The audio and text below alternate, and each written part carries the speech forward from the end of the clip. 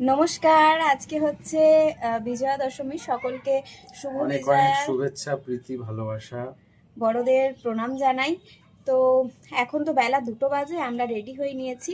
তো আমরা এখন বেরোচ্ছি, খেতে যাচ্ছি। আর ইচ্ছে ছিল সকাল থেকে একটু বেরোবো, ঘুরবো, কিন্তু ওয়েদার বাবারই সিজন চলে গেছে। আজকের ওয়েদার প্রচণ্ডই খারাপ, তো তার জন্যই একটু খেতে যাচ্ছি রেস্টুরেন্টে। যদি ভগবান মুখ তুলে চাই তাহলে অবশ্যই দেখা যাক। তবে হ্যাঁ, ঠান্ডা ওয়েদারটা হয়েছে, যা গরম ছিল কিছুদিন, বাপরে বাপ। তো চলো বেরোই, কি করছি কিনা সবটাই তোমাদের সাথে শেয়ার করব, ভিডিওটা দেখতে থাকো। তো এই তো আমরা রেডি হয়ে বেরিয়ে পড়েছি। এখন এই যে আমাদের বাহনগুলো জাস্ট নেওয়ার পালা। আমরা দুজনে বাইকে করে যাব, আর আমার যে স্কুটিটা রয়েছে সেটাতে ভাই আর আমার ছেলে আসছে। তো যেহেতু একটু দূরেই আমাদেরকে এখন যেতে হবে, তো আমরা আমাদের এই সামনের যে মাঠের প্যান্ডেলটা, যেটা হওয়ার থেকে তোমাদেরকে দেখিয়েছি, সেটা কিন্তু এখনও পর্যন্ত দেখে উঠতে পারিনি।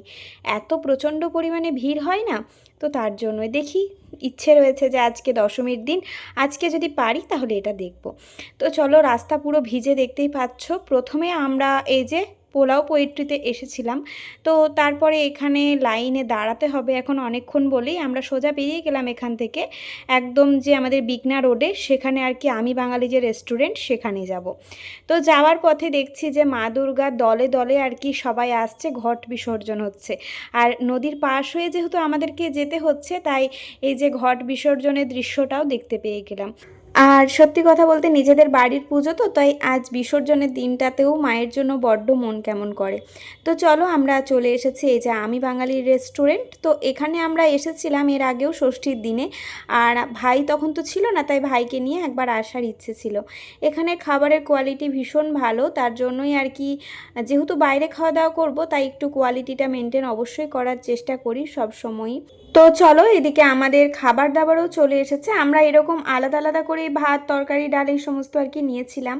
তো আজকে ছিল আমাদের মেনুতে ভাত, পোস্ত, শুক্তো, ডাল, সাথে ছিল ওই কচু পাতা দিয়ে চিংড়ি মাছের যে একটা হয় সর্ষে পোস্ত দিয়ে, সেটাই আর কি। আর তার সাথে অবশ্যই আজকে চিকেন ছিল, কারণ কালকে তো বাড়িতে মাটন হয়েছিল, তো তার জন্য আজ আর মাটন খেতে ইচ্ছে করলো না।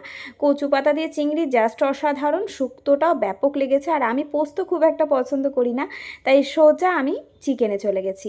আর এই চিকেনটা ভীষণ ভালো ছিল, এরকম গোটা গোটা পেঁয়াজ, টমেটো সবই ছিল। শেষে ছিল পান্তুয়া। খাওয়া দাওয়া করে আমরা বেরিয়ে পড়েছি বাড়ির পথে। দেখো একদম রোদ ঝলমলে ওয়েদার। ভিডিওটি ভালো লাগলে অবশ্যই একটা লাইক করো।